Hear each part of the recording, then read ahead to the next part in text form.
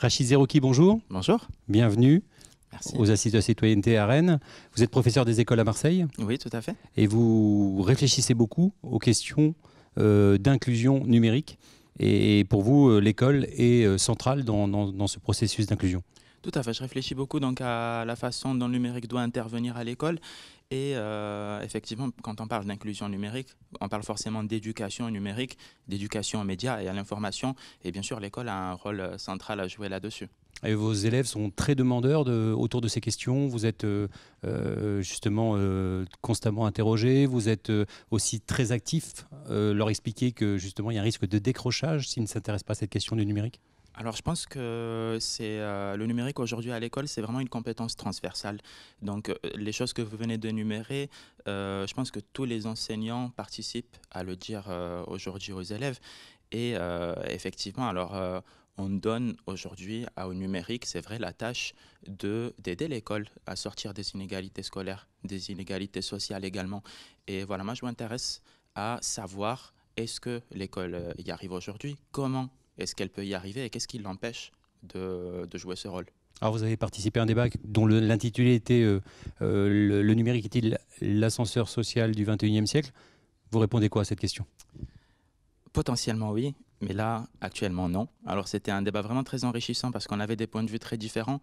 Il y en avait qui mettaient en avant vraiment ce que le numérique peut apporter. C'était des choses avec lesquelles je suis complètement d'accord, hein. Le numérique, moi, ça m'aide continuellement dans mon métier.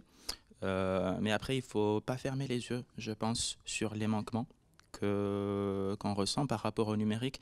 Et voilà, moi, on a souvent tendance à voir ce que le numérique peut nous apporter. Moi, je vois aussi comment nous, on agit sur cet univers qui est le numérique, comment on importe nos problématiques de société dans cet univers-là. Alors vous avez signé récemment une tribune dans le journal Libération dont le titre était l'illettrisme numérique qui guettait justement les jeunes. Vous pouvez nous en dire un peu plus? Alors l'illettrisme numérique, moi c'est parti d'un constat. C'est parti d'un constat qui est que voilà, on est tenu en tant qu'enseignant à utiliser l'outil numérique en classe. Et je me suis très vite rendu compte qu'en fait, j'étais devant une génération qu'on appelle les digital natives, donc qui sont censés maîtriser l'outil numérique dès leur naissance, hein. On s'attend à ce qu'ils sachent maîtriser cet outil-là. Ils utilisent constamment cet outil dans les réseaux sociaux, Snapchat, pour jouer à Fortnite, etc. Et je me rends compte que lorsqu'il s'agit de compétences scolaires, on est face à des difficultés très graves, hein, comme ne serait-ce qu'ouvrir un navigateur, taper sur un clavier, utiliser la ponctuation, etc. Ce sont des difficultés de base, en fait, des compétences qu'on appelle vraiment instrumentales.